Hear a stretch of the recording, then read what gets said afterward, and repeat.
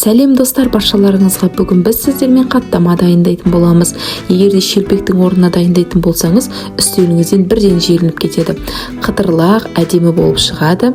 Ол үшін бізге 250 мл су, 1 шай қасық тұз және де 350-400 грамдай ұн қажет болады.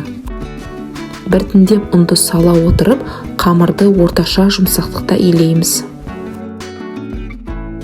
Қамырымызды жақсылап илеп болғаннан кейін бөлме температурасына бетін жауып 15 минутқа қойып қоямыз. 15 минуттан кейін қамырымызды 2 бөлікке бөлеміз. Ұн себе отырып, қамырды әдемілеп барынша жұқа қылып жаямыз.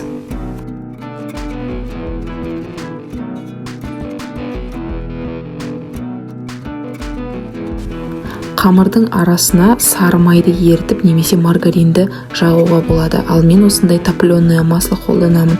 Микроволновкада ерітіп, майды жағып шығамыз.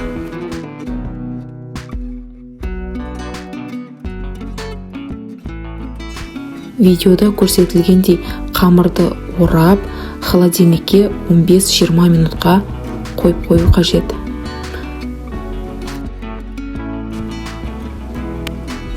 Он 15 минуттан кейін қамырды алып, осындай кішкене бөліктерге бөлеміз. Бір зуала қамырда менде 5 бөлікке бөлінді.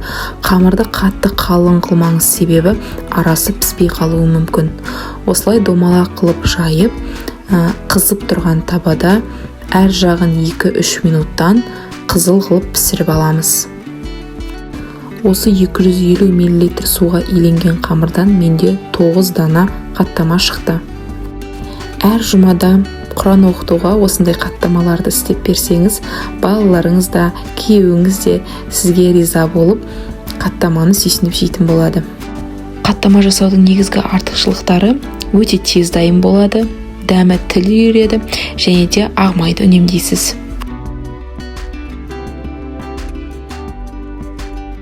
Достар, видео ұнаса, лайк басып, комментарий жазуды ұмытпаңыздар және каналға тіркеліп қойыңыздар.